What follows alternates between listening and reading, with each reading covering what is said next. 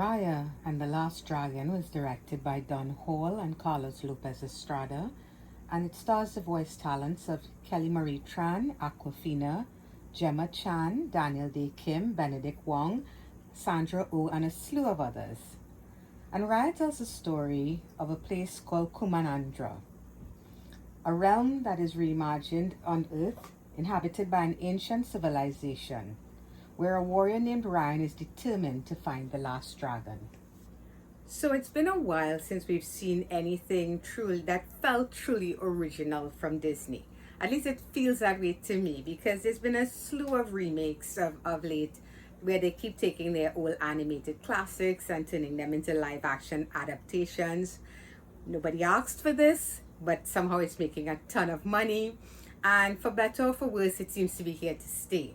But when I decided to watch Raya and the Last Dragon, I wasn't exactly sure what to expect from it, because like I said, it's been a minute. It's not Pixar, it's Disney Animation Studios. So I honestly wasn't sure if they would hit this one out the park. But guess what, guys? They did. And like every other Disney story, there are predictable beats here. But overall, this one is definitely a win. At least I feel that way. So let's get into it. And I'll start by saying this is Moana was amazing, but visually, there's just something about Raya and the Last Dragon that I just adored. Everything, the color choices here, the design for Kumandra. Is it Kumandra? Yes, which is, it's a bunch of South Asian elements that are brought in, and cultures and that sort of thing, to make this imaginary world. And it's done really, really well. Moana was gorgeous to look at, but there's just something here. I think it's because it reminded me so much of Kubo and the two strings. And that is what you call that type of animation again, stop motion animation, that I absolutely adored. So Raya, while I was watching Raya, my mind just kept going back to Kubo.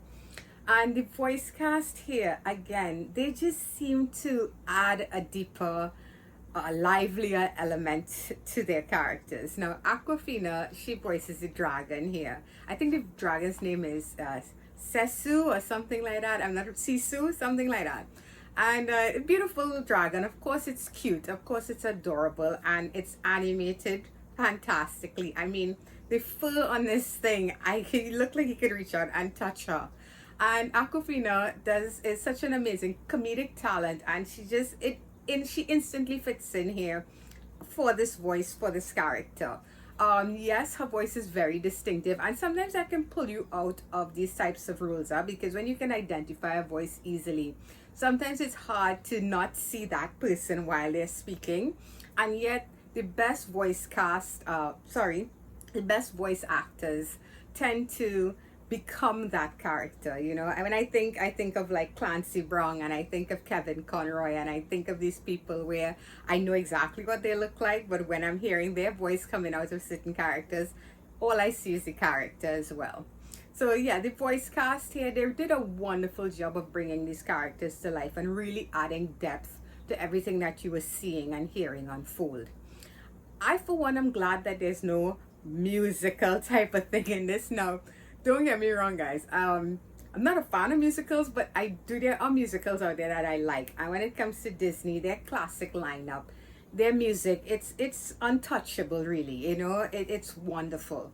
But I got burnt out on that. So all this singing and dancing, I wasn't looking for that. And I was kind of glad that they didn't have that here.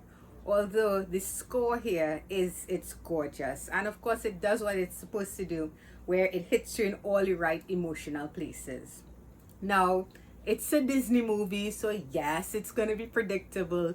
Yes, you know where it's going. Obviously, it's not going to have any type of ending like, let's say, The Mist, and traumatize a bunch of children. They're not going to do that here. But what I did like, what they did here, is they touched on something that's very relevant to what's going on today. And you could argue it's been around forever, but that doesn't mean it's a good thing. And that's the way how cultures and different people, we just see the differences in each other. We don't look for the things that complement each other. We simply separate ourselves based on our differences. And I think they very subtly touch on that here. It's not in your face. It's not somebody holding up a sign with flashing red lights saying message. It's subtle and it's well done, and it was something a bit different from what Disney usually does, which is just, you are special no matter what anybody says. This, it it touched on all the characters and not just Raya. And I dug that because yes, this is Raya's story, but it's not just her story. It's not something you see all the time in these types of films, where the focus is put on the shoulders of just one character. Raya is the hero in this, or maybe I should say she's a hero in this, but it's a very heroic cast. And what they do with the so-called villain and stuff, I dug it. I absolutely loved it.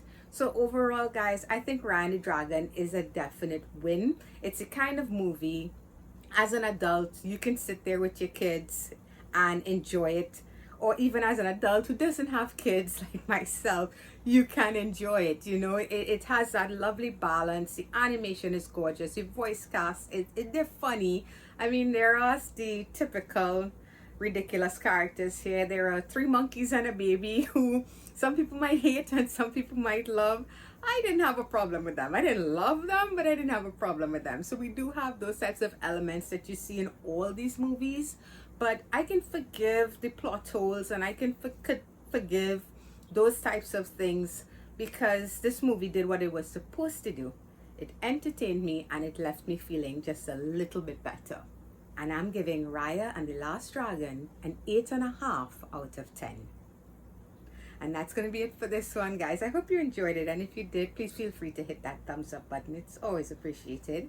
If you're new and you'd like to subscribe to my channel, you can click on my face when it pops up right about there. And you can check out some past videos if you're in the mood. So until the next one, guys. Bye-bye.